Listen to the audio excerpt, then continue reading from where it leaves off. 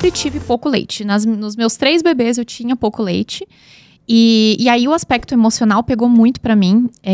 Eu tinha muito medo, muita sensibilidade. Então, assim, quando eu tava grávida eu já ficava preocupada. Como é que vai ser amamentar? Como é que vai ser não sei o quê? Mas ao mesmo tempo eu também não tinha me preparado pra amamentação. Eu tava tão focada no parto que quando chegou a amamentação, tipo, tá, e agora? O que eu faço? E aí, como faz? Né? E aí foi uma série de erros assim, eu já dei fórmula logo de cara, daí começou a amamentação mista, e aí teve confusão de bicos, tinha chupeta envolvida, tinha um monte de coisa, e aí atrapalhou bastante o processo, e aí eu fui tentar trabalhar com a minha produção de leite, fiquei assim... Ai, que nem uma louca, tirando leite na bombinha, quando eu não tava amamentando, era tirando leite na bombinha para estimular, fazendo translactação, fazendo um monte de coisa, tomando suplementos, até que chegou um momento ali com 2 meses que eu falei, cara, eu tô fazendo isso por quê? Tipo, ele vai estar bem se ele tomar fórmula, tá tudo bem, ele vai ser saudável. Fórmula não é um veneno. Então, assim, tá, não deu, deixa eu aceitar que não tá dando certo, que não tá sendo legal, o que vale mais? Eu continuar me matando aqui, ou então ter um filho que é saudável e eu tá bem também pra ele. Sim. E aí eu tomei a decisão de parar de amamentar, aí eu parei. E aí, com o segundo filho, com o Noah, eu já queria muito vencer pra mim foi muito difícil aceitar que eu não tinha conseguido. Até fiz vídeo no meu canal do YouTube falando sobre isso. Teve muita coisa, assim, que eu tive que trabalhar em mim pra entender que ser mãe vem com muitas frustrações. E pra mim essa foi uma experiência muito marcante disso, de tipo, eu não tô no controle de tudo, e eu erro, e principalmente mãe de primeira viagem, tem coisa que eu não sabia. E você teve um parto idealizado que você conseguiu concluir. Então, né, você pensa, pronto, parto humanizado em casa, assim, né? Agora vai tudo. E não é assim. A maternidade vem pra nos mostrar que o serzinho ali não é do jeito, tudo certinho do jeito que a gente queria. Ele tem os seus gostos, suas vontades, suas preferências, suas dificuldades e o nosso corpo também, né? Então... e aí, assim, por isso que eu falo que informação é tudo, assim, faltou um pouco de informação, assim, até o pessoal que tava me acompanhando ali, porque o pessoal que fez o parto, elas acompanham todo o pós-parto, elas vêm, elas dão as vacinas do bebê em casa, elas fazem todo esse acompanhamento, elas me ajudaram, mas como teve coisas, assim, da minha decisão ali, né, de que eu optei errado, e aí não rolou, né, não rolou. E aí, depois, com o segundo filho, eu coloquei esse propósito. Não, eu vou amamentar, eu vou fazer de tudo, porque eu quero ter essa superação. E aí, eu me esforcei muito, eu amamentei exclusivamente. Até 1 ano e meio foi quando eu engravidei da Olivia, que aí eu desmamei. Ele desmamou sozinho, na verdade. Você engravidou amamentando? Ele foi engraçado, na semana que eu engravidei, ele desmamou sozinho. Até assim, eu falo que, eu não sei se é cristã, mas eu coloco a minha história da minha 3ª gravidez como foi meio que uma resposta de Deus, assim, porque eu fiz uma oração e perguntei pra Deus se eu deveria ter um 3º bebê, mas eu pensava assim, mais pra frente, né, assim, daqui a alguns anos, né, eu falei, e aí, Deus, será que eu tenho que ter mais um bebê? Mas assim, não agora, né, mas será que no futuro eu devo ter? E eu fiz uma oração, e aí naquela semana...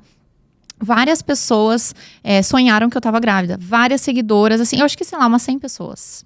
Caraca. Umas 100 pessoas. Porque sempre tem uma ou outra, Sempre né? tem uma outra, Sempre mas assim, foi na mesma semana. Várias pessoas me mandando directs, falando, minha mãe me ligando, um monte de gente. Nossa, sonhei que você tava grávida. E opa, peraí. E daí, na mesma semana, o Noah, ele simplesmente acordou um dia e não quis mais mamar, nunca mais. Ele mamava, no outro dia ele acordou e, tipo... Não quero, tipo, nunca mais. E eu não tava nem grávida. E aí, naquela semana, rolou um deslize. Rolou um deslize, e aí aconteceu, Olivia. Então, foi assim, ele que encomendou a irmã. Então. Ele liberou pra irmã vir. E aí, eu olhei pra aquela gravidez, né? Eu, assim, como uma resposta da minha oração. Eu falei, pô, eu perguntei, né? Tá aí, né? Olha aí, quer sinais mais claros que isso? Um monte de gente falando que você tava grávida. O seu bebê desmamando. E ainda rolou um deslize, o único deslize. E aí, eu engravidei. E aí aí veio a Olivia. Daí veio a menina, porque eu queria muito ter uma menina. Eu tinha 2 meninos e eu, ai meu Deus, eu queria ter uma menina e tal. E aí veio a menina. Então foi isso. Mas a pergunta não era nem essa. Não, era da amamentação, né? Que ele desmamou sozinho. E eu consegui amamentar e foi muito bom. Mas aí no final, a Olivia eu também amamentei exclusivamente. Mas sabe que olhando hoje, eu acho que é assim... A gente coloca tanta pressão que a mãe tem que amamentar. E lógico que leite materno é o melhor. A gente sabe estatisticamente o que isso causa. Menos risco de obesidade, de diabetes, de um monte de coisa. Mas assim, uma vez eu vi um meme. E aí eu ri demais com esse meme. E eu falei, cara, é isso. Esse é o resumo da vida.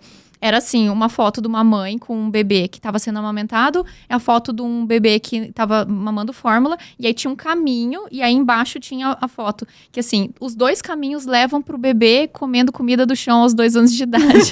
Tipo isso. Tipo assim, você deu de mamar ou você deu fórmula? Cara, no final vai estar comendo batata frita, entendeu?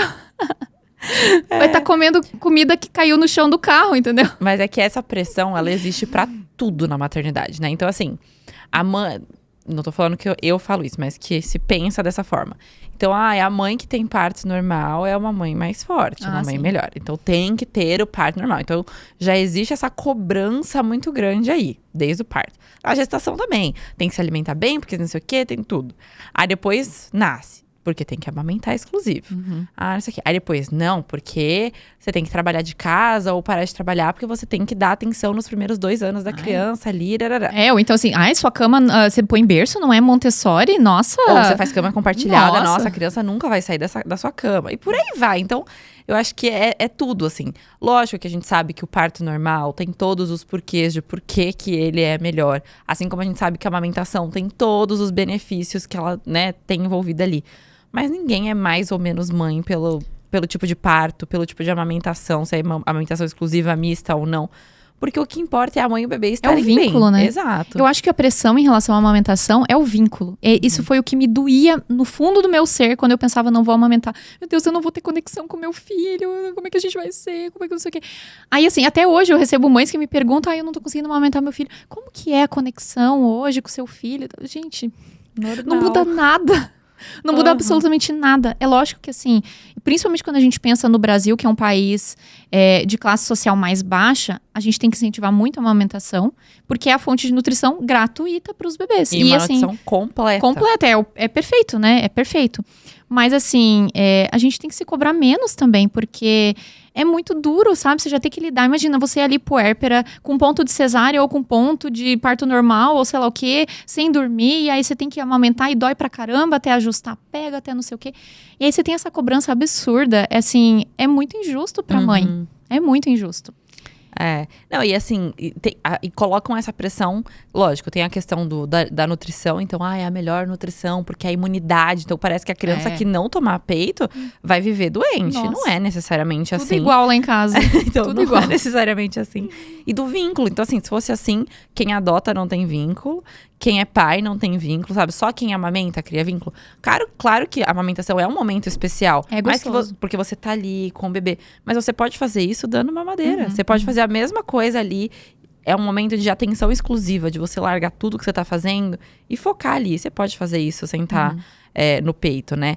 Então, cara, eu senti, depois que eu parei de amamentar, que a minha relação com ela mudou pra melhor.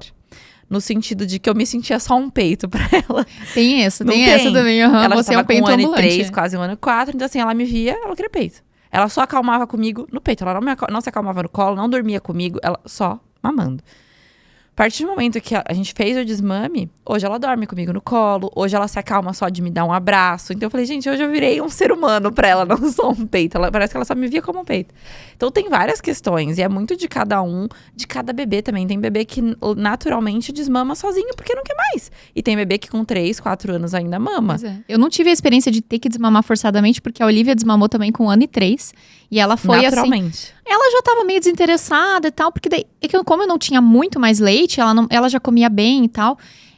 Ela, tipo, mamava mais assim, pelo conforto e tal. E aí eu falei assim, eu vou tentar um dia, não dá. Vamos ver o que dá. Ela ficou sem pedir. Aí eu falei, opa, vamos tentar o dia 2. Aí no dia 2 ela pediu, eu dei uma desconversada. E aí ela não pediu mais, nunca mais. Eu falei assim, porque eu acho que não era tão bom esse TT, assim. Talvez um TT não tava tão interessante, assim, que os meus, assim, foi bem de boa pra desmamar. Eu não tive essa experiência, mas eu sei que as mães sofrem, né? Sofrem pra desmamar, e daí o peito fica cheio também de leite, aquela coisa toda. É difícil, eu não tive essa experiência, pra mim foi tranquilo. Então tem as suas vantagens também. Eu não tive uma experiência muito sofrida, assim, de desmame. Eu queria desmamar, tipo, foi por decisão minha, que eu falei, já deu 1 ano e 3. Eu queria até 1 ano. Meu objetivo sempre foi, eu quero amamentar até 1 ano. Depois é um bônus, né? Tipo, que passa disso. Depois disso. é um bônus. Aí foi meio que assim, ela ia completar 1 ano e eu ia viajar no mês seguinte. Eu falei, não vou desmamar agora. Deixa a gente viajar, avião, tal. Aí voltei de viagem, falei, agora é a hora. Agora chega pra mim. Ela ia também entrar na escola, então eu falei, já tá no momento certo. Então foi uma decisão minha, porque eu acho que por ela, talvez ela teria ficado mais tempo ali, ela era meio agarrada. Mas já não tava sendo tão legal pra mim, sabe? Já tava demandando demais. E ela já tava numa fase totalmente diferente, grandinha, comendo, dentes, me mordendo.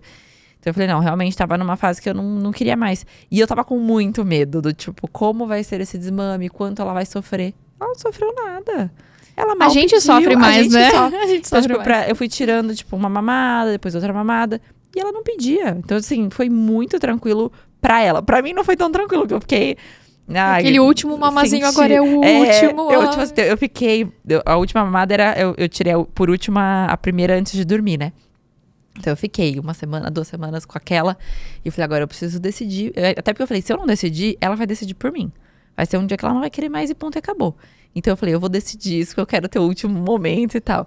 E aí no dia seguinte, não pediu. E vida que segue, e foi... Eu falei, gente, ela super tranquila. Eu usei sutiã, tipo, top de academia, então não tive, o peito não empedrou, não encheu. Foi muito tranquilo.